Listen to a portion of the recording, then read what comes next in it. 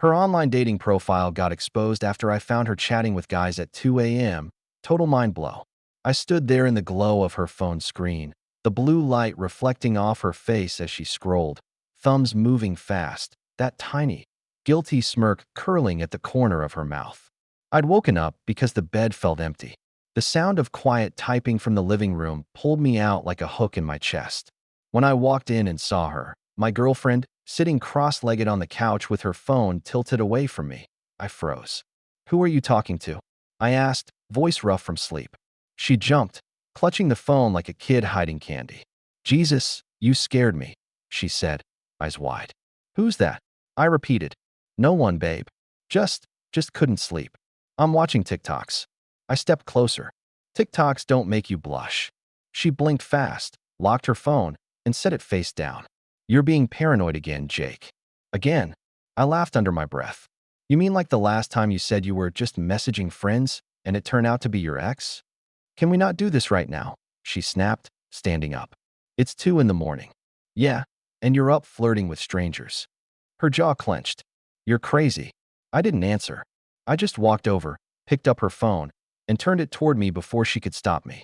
That's when I saw it. Notifications from Bumble, Hinge, and a string of usernames I didn't recognize. My stomach dropped. She grabbed the phone out of my hand. "Jake, stop.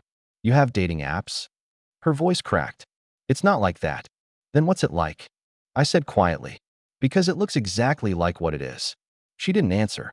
The silence between us was deafening. We'd been together for almost 3 years. Met at a mutual friend's game night. She laughed at one of my stupid jokes. We ended up talking until everyone else had left, and a week later we went on our first date. I fell for her fast. She had this spark, this kind of wild energy that made the world feel brighter. For a long time, things were good. We moved in together last spring. I thought it meant something. I thought we were building a life. But around 6 months ago, I started noticing cracks. She'd spend hours on her phone, always turning the screen away when I walked by. The late-night work messages. The random girls' nights that didn't add up. I told myself I was being insecure. I'd been cheated on once before and didn't want to project old wounds onto her. She knew that, too. She used it. When I confronted her that night, she tried to spin it. "It's just for fun," she said. "My coworkers made fake profiles as a joke. I just wanted to see what kind of people are on there." "Fake profiles," I said. "You have messages." I didn't mean to respond. "It's just validation, okay?" She looked at me, tears welling up, like she was the victim. "You've been distant lately." I just wanted to feel attractive again. I stared at her, unable to find words. "You needed other men to make you feel attractive?" "It's not like I met any of them," she said. "Oh, so I should thank you for limiting your cheating to emotional." She winced, covering her face. "I messed up. Please, Jake, don't throw everything away over something stupid." That's what she said. Something stupid. The next day, I couldn't stop thinking about it.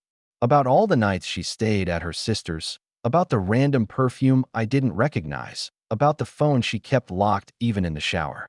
I had a bad feeling, so I did something I'd never done before. I made a fake profile. I used a few stock photos and a fake name, just enough to blend in. Within a day, I found her. Same pictures she used on Instagram. Same smile, same captions. Under relationship goals, she wrote. Looking for something real this time. I remember my hands shaking when I read that. This time, like our relationship was some kind of warm-up round. I swiped right. She matched instantly. Her first message. "Hey, you seem familiar. Have we met before?" It felt like a punch in the chest. I played along, trying to see how far she'd go. She flirted. Hard. Told me she'd just gotten out of a long relationship with a jealous guy. She said she was finally ready to have fun again. I stopped replying after that. I didn't need more proof. The truth was staring at me in black and white. When I confronted her the next night, she denied it at first, then tried to laugh it off.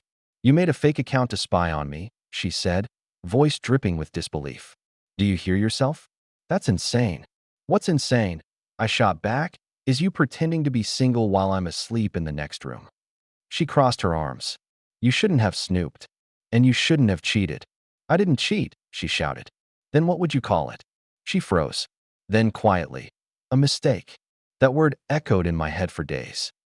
2 weeks later, the situation went nuclear.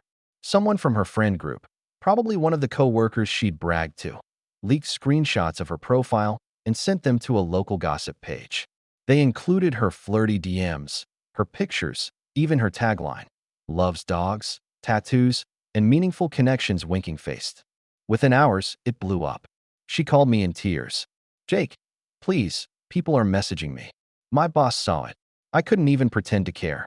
You did this to yourself. You don't understand," she cried. "It was just online. It didn't mean anything. Everything means something when you're lying about it." After that, she showed up at my place 3 times in 1 week. The first time, she stood outside the door, crying, saying she wanted to explain. The second time, she left a note under the mat. "Jake, please. I never wanted to hurt you. I just felt lost.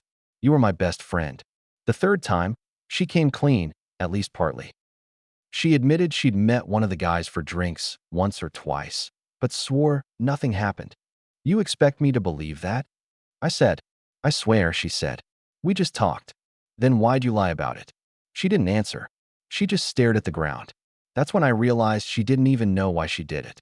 It wasn't about the guys. It was about the attention, about keeping 1 foot in and 1 foot out, about control. I moved out a week later, packed what was mine, left the rest.